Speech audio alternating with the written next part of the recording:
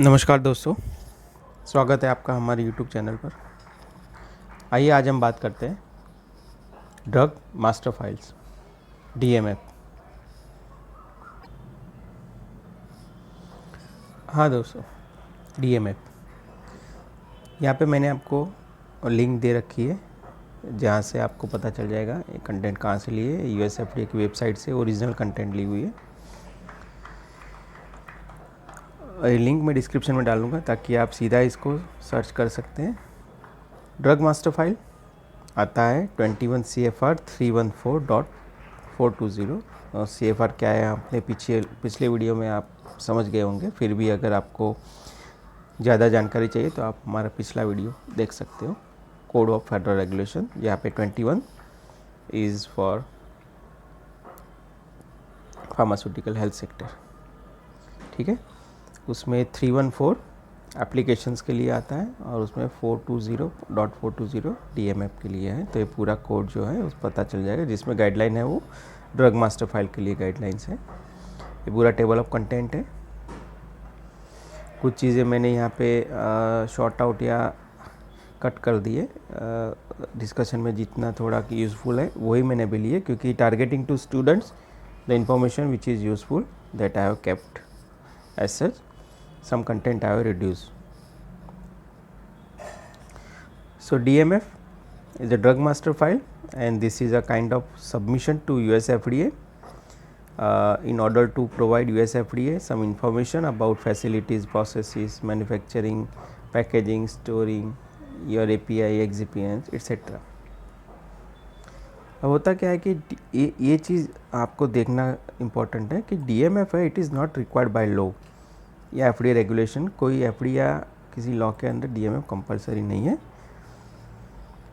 Applicant अपने हिसाब से, मतलब जो भी स्पॉन्सर है जो एनडीए एप्लीकेशन करते हैं, वो खुद अपना डीएमएफ बना सकते हैं या किसी और का डीएमएफ रेफ़र कर सकते हैं। तो डीएमएफ बनाना ज़रूरी नहीं है, और ये किसी एप्लीकेशन का सब्सटीट्यूट भी नहीं है। मतलब एनडीए या कोई एक्सपोर्ट एप्लीकेशन है तो इसका ये सब्सटीट्यूशन भी नहीं है। ये एक स्टैंड अलोन एप्लीकेशन है जो अपनी मर्जी से आपको फाइल करना है, अगर करना है तो, कंपलसरी तो नहीं है। और इसकी जो पूरी गाइडलाइन है वो आपको मिल जाएगी 21 CFR 314.420। डीएमएफ में दोस्तों बहुत सारी इन्फॉर्मेशन होती है, उसके अलग अलग टाइप्स है जो हम आगे और कंटेंट में देखेंगे। उससे पहले देखें थोड़ी डेफिनेशंस में आपको पता चल जाएगा कि अलग अलग जो टर्मिनोलॉजी यूज़ होती है पूरे गाइडलाइन में, जैसे कि एजेंसी मतलब यूएसएफडीए, एजेंट या रिप्रेजेंटेटिव यानी पर्सन जिसको डीएमएफ होल्डर ने राइट्स दिए कांटेक्ट करने ने, कम्युनिकेशन का करने के लिए, तो एक उनका एजेंट हो गया। एप्लीकेंट जो भी कोई भी एप्लीकेशन सबमिट करता है यूएसएफडीए में, जैसे INDA, ANDA, NDA वगैरह। ड्रग प्रोडक्ट यानी फॉर्मुलेशन, ड्रग सब्सटेंस यानी API जिनकी फार्माकोलॉजिकल इफ़ेक्ट होती है। एक्सपोर्ट एप्लीकेशन ऐसी एप्लीकेशन जो चीज़ें एक्सपोर्ट करने के लिए बनाई गई है यूएसएफडीए में, उनका कोई सेलिंग डिज़ायर नहीं है। होल्डर जो ओनर है डीएमएफ का। लेटर ऑफ ऑथराइजेशन, ये पूरा आगे थोड़ा हम देखेंगे इसमें डिटेल क्या है। It means a written statement by a holder और डेजिग्नेटेड एजेंट और representative permitting FDA to refer the information. मतलब ये लेटर के बाद ही एफडीए किसी डीएमएफ को रिफ़र कर सकता है या करता है। पर्सन यानी पार्टी यानी बॉडी, जिसको पार्टनरशिप फॉर्म है, कोऑपरेशन एसोसिएशन, तो किसी की भी हम जो बात करते हैं थर्ड पार्टी, उसको पर्सन बोलेंगे इसमें। स्पॉन्सर यानी जो INDA के एप्लीकेशन में जो भी क्लिनिकल इन्वेस्टिगेशन स्टार्ट करता है या प्रपोज करता है, ये स्पॉन्सर है। यहाँ पे हम देखेंगे टोटल 5 टाइप के डीएमएफ होते हैं, type 1, 2, 3, 4 and 5। Type 1 manufacturing facilities या operating procedures and personal related, मतलब ये पूरा प्लांट रिलेटेड इंफॉर्मेशन है। टाइप 2 में ड्रग सब्सटेंस, ड्रग इंटरमीडिएट और कोई मटेरियल्स उसमें यूज़ होता है, या और ड्रग प्रोडक्ट्स, इन सब के बारे में होता है, यानी ये API एक्टिव फार्मास्यूटिकल इंग्रेडिएंट्स है। टाइप 3 पैकेजिंग मटेरियल के लिए है। टाइप 4 एक्सिपिएंट्स के लिए होता है। टाइप 4 और टाइप 2 सिमिलर टाइप ऑफ है, जिसमें इसमें API है, इसमें एक्सिपेंट्स है, दोनों ही सब्सटेंस होते हैं, केमिकल सब्सटेंस, दोनों का जो फॉर्मेट एंड कंटेंट है ऑलमोस्ट सेम होता है, यानी गाइडलाइन भी दोनों की सिमिलर होती है। और टाइप 5 वो FDA एक्सेप्टेड रेफरेंस, मतलब FDA ने अगर कोई रेफरेंस इंफॉर्मेशन आपको सबमिट करने के लिए दी है तो टाइप 5 यूज़ करते हैं। आगे देखिए, तो इसमें जब DMF का सबमिशन होता है तो पूरी प्रोसीजर क्या है, इसको भी मैंने थोड़ा शॉर्ट कर दिया है। DMF submission should contain a transmitter letter, administrative information about the submission and then the DMF content, full content. DMF must be in English में होना चाहिए। When you are submission in other language तो आपको English में convert करके देना है। और डेट जब भी आप देते हैं, each page of each copy of DMF should be dated and numbered, तो ये तो चीज़ें थोड़ी ज़रूरी है। एक ट्रांसमिटर लेटर होता है शुरुआत में, जिसमें ओरिजिनल सबमिशन की पूरी डिटेल होती है, उसके बाद जो अमेंडमेंट हुए हैं तो उसकी पूरी डिटेल होती है। और एडमिनिस्ट्रेटिव इन्फॉर्मेशन भी चाहिए, जैसे कि नेम, एड्रेस और specific responsibility of each person listed in any of the category. जो भी आप मतलब जिस पर्सन का नाम लिखते हैं उसकी रिस्पॉन्सिबिलिटी क्या है, कहाँ तक है, कौन सा पोर्शन वो देखता है पर्सन, मतलब रिस्पॉन्सिबल है। स्टेटमेंट ऑफ कमिटमेंट, मतलब आप अपना DMF है उसको आप ओन करते हो और उसकी रेगुलर अपडेट्स और एनुअल अपडेट्स की जिम्मेदारी आपकी है, ये आप मानते हो, ऐसा एक स्टेटमेंट आता है। Sign statement by the holder certifying that DMF is current and that the DMF holder will comply with this statement made into it. तो जो भी लिखा है उसे वो कंप्लाई करता है या करेगा और रेगुलर अपडेट करेगा, और ये जो भी इंफॉर्मेशन करंट है, मतलब सच्ची है। अमेंडमेंट्स अगर उसमें होते हैं आपके DMF में, तो जहाँ पर भी अमेंडमेंट्स आपको करना है तो आपको ये पूरा डिटेल देना है, जैसे कि name of holder, DMF number, name and address of correspondence, और यहाँ से कौन सा पेज, मतलब DMF जो पूरा है उसमें कौन सा सेक्शन और कौन सा पेज जहाँ पे आप चेंजेस करना चाहते हो जो अफेक्टेड है। फिर name and address of each person whose NDA, ANDA, INDA कुछ भी, मतलब किसी ने आपका आपका DMF रेफ़र किया है तो उन सभी के नेम एंड एड्रेस आपको लिखने, मतलब जो लोग आपका DMF रेफ़र किए हुए पहले या जिनको आपने LOA इशू किया है उन सभी का detail. The number of each NDA, DMF and export application that relies on the subject of the amendment for support. पहले तो जिन लोगों ने ये आपका DMF रेफ़र किया है और उनमें से जो सेक्शन आप चेंज कर रहे हो उससे जिनको ज़्यादा अफेक्ट हो रहा है उन सब का नाम या DMF वगैरह की detail. Particular item within the NDA, DMF export application that are affected if known, तो वहाँ पर भी जो पर्टिकुलर जिनकी एप्लीकेशन है उनमें से कौन सा पार्ट अफेक्टेड होगा इस चेंज से पूरा डिटेल देना है। तो अमेंडमेंट से रिलेटेड टॉपिक है जो चेंज हो रहा है। तो अगर ड्रग मास्टर फाइल की कंटेंट पे आ जाते हैं, सबमिशन की हम बात कर रहे हैं, तो उसमें ट्रांसमिटर लेटर होता है, ओरिजिनल सबमिशन पूरा अमेंडमेंट उस समय का होता है, एडमिनिस्ट्रेटिव इन्फॉर्मेशन पूरी होती है, कुछ अमेंडमेंट्स अभी आप कर रहे हो या किया है सबमिशन के टाइम पे तो वो इन्फॉर्मेशन आती है। अगर ये सबमिशन नहीं हो रहा है, ओरिजिनल फर्स्ट टाइम सबमिशन है, तो आगे की इन्फॉर्मेशन आएगी।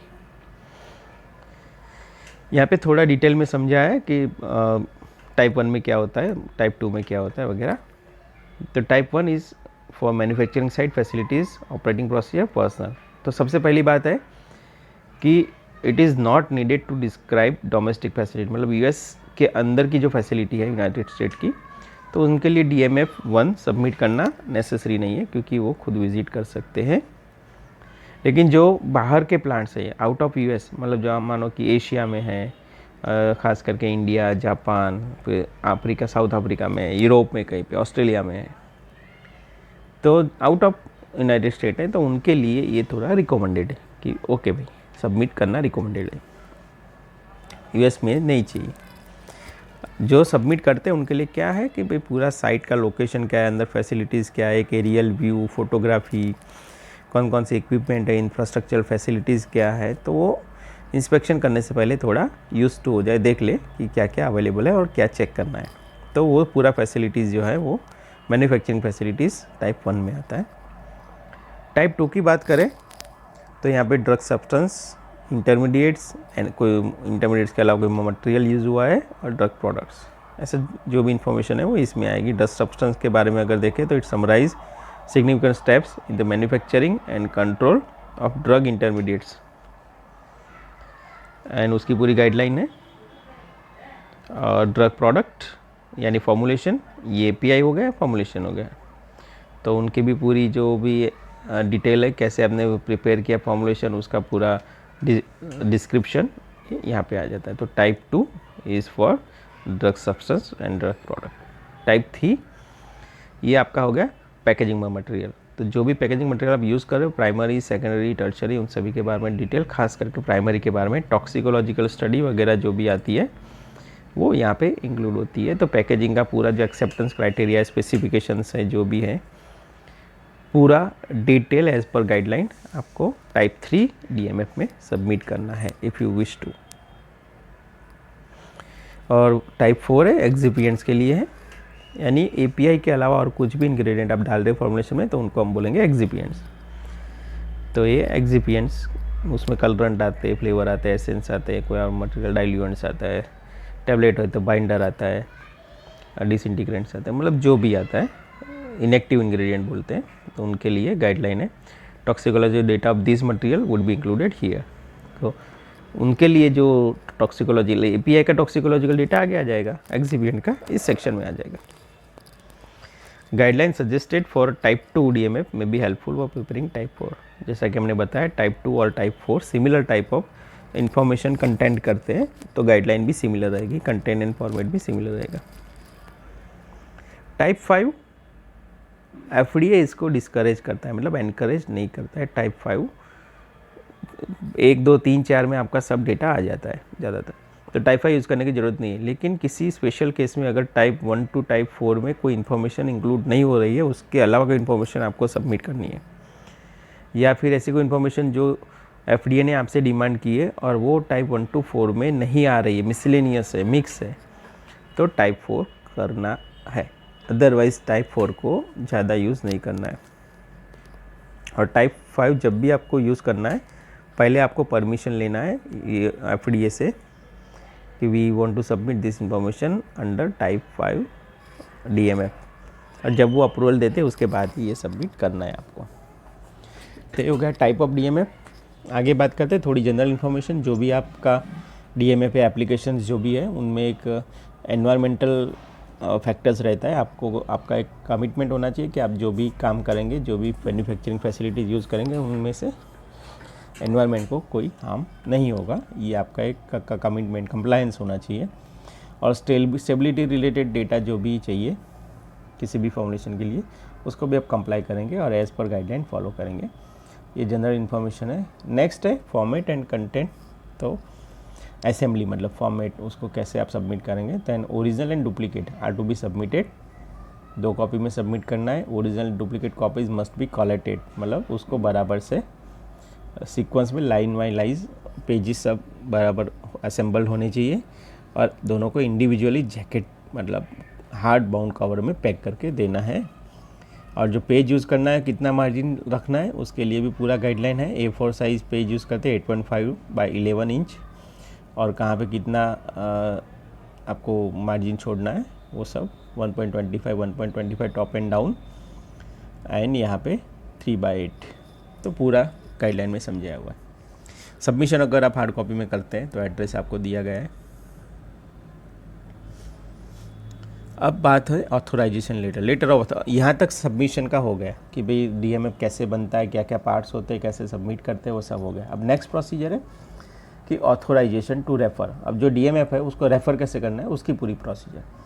तो उसके लिए लेटर ऑफ ऑथोराइजेशन इशू होता है, और जब तक ये लेटर इशू नहीं होता, एफडीए इसमें कुछ रेफ़र नहीं करता या चेक नहीं करता। तो before FDA can review DMF information support of any application, the DMF holder must submit in duplicate letter of authorisation.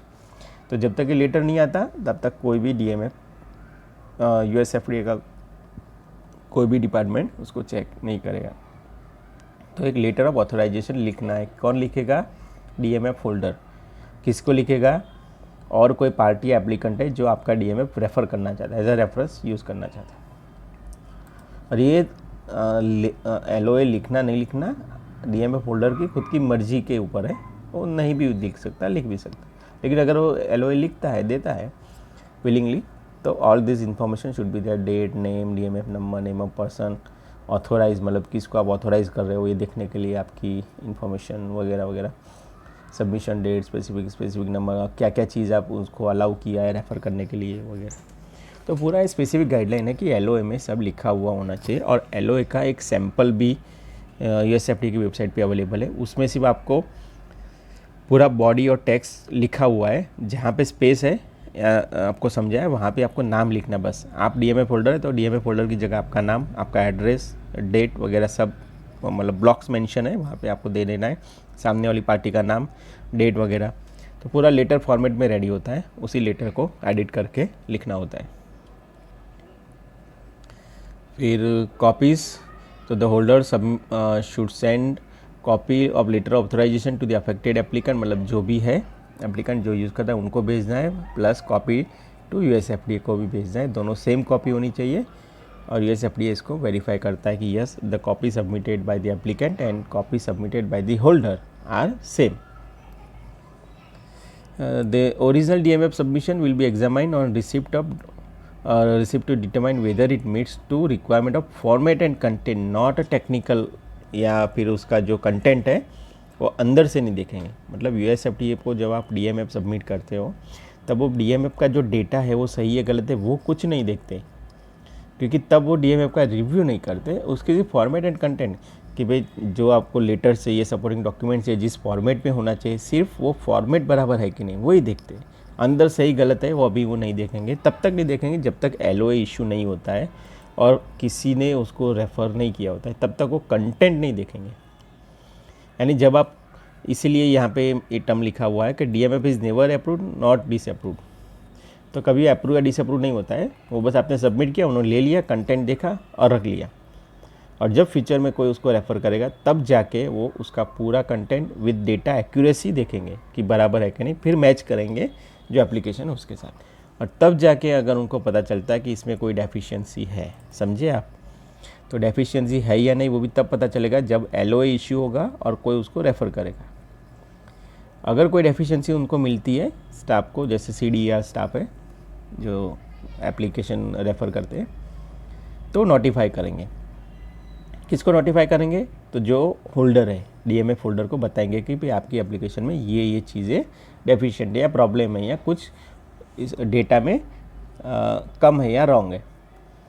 और जिन जिन लोगों ने ये DMF रेफ़र किया है पहले भी या अभी जो कर रहे हैं, उनको भी ये बताएंगे कि इसमें ये सेक्शन में प्रॉब्लम है। अभी जो प्रॉब्लम का मेन चीज़ है वो तो सिर्फ होल्डर को बताएंगे कि क्या गलत है, कितना गलत है, क्यों गलत है, मतलब, लेकिन बाकियों को सिर्फ मेजर है या माइनर है और थोड़ा बहुत चेंजेस है वो सेक्शन में बता देंगे, इस सेक्शन में थोड़ा प्रॉब्लम है, पूरी डिटेल बाकी पार्टीज़ को नहीं देते हैं। और वो वेट करते हैं जब तक कि कोई DMF होल्डर जो भी है वो उनको डेटा प्रोवाइड करे, और जब वो डेटा प्रोवाइड करता है वो डेटा वेरीफाई करते हैं, डेटा वेरीफाई बराबर हो जाता है तो वो फिर एक्सेप्ट कर लेते हैं।